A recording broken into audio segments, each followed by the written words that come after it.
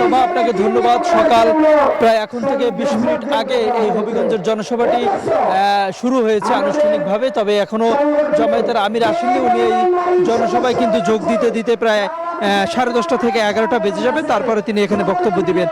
কিন্তু জনসভা শুরুর আগেই আমরা দেখেছি সকাল 7টা থেকে কিন্তু এই হবিগঞ্জের বিভিন্ন প্রান্ত থেকে কিন্তু নেতাকর্মীরা এসে এই নিউফিল্ড মাঠে কিন্তু জড়ো হচ্ছেন এবং জনসভা মাঠে বসেছেন। এছাড়া আছেন কিন্তু এই জনসভায় যোগ দিয়েছেন জামায়াত ইসলামী সহ 11 দলের নারী নেত্রীরাও কিন্তু জনসভায় তারা অংশগ্রহণ করেছেন। এখন মূলত স্থানীয় নেতারা কিন্তু বক্তব্য দিচ্ছেন, তারা সবাই অধীর অপেক্ষা করছেন যে কখন জামায়াতের আমির ডাক্তার শফিকুর রহমান এসে বক্তব্য দিবেন। হবিগঞ্জের জন্য তাদের ইশতেহারে কি আছে বা তারা কি কি প্রতিশ্রুতি দেন, নির্বাচনে তারা বিজয় হলে হবিগঞ্জের জন্য কি কি করবেন, মূলত এই সমস্ত কথা বক্তব্য শোনার জন্য কিন্তু তারা অধীর অপেক্ষা আছেন। বিশেষ করে জামায়াত ইসলামের নেতাকর্মীরা কিন্তু বেশ উচ্ছ্বসিত। তারা বলছেন যে দীর্ঘদিন পরে জামায়াতের আমির এই অঞ্চলে আসছেন এবং সেখানটার মধ্যে হবিগঞ্জ আছে, সুতরাং তারা বেশ খানিকটা উচ্ছ্বসিত। এবং এখান থেকে জনসভা শেষ করে তিনি মৌলভীবাজারের কুলাউড়ায় কিন্তু জনসভায় যোগ দিবেন। সেখান থেকে কিন্তু তিনি সিলেট মহানগরের জনসভায় কিন্তু যোগ দিবেন। তো সিলেট মহানগরের জনসভা স্থলে আমাদের আরেক সহকর্মী আছে, আমরা সরাসরি তার কাছে চলে যাব। আপনি জানাবেন যে সিলেটের জনসভার প্রস্তুতি কতটা আছে বা সর্বশেষ পরিস্থিতি ওখানে আপনি কি দেখছেন, এটি আমাদেরকে জানাবেন।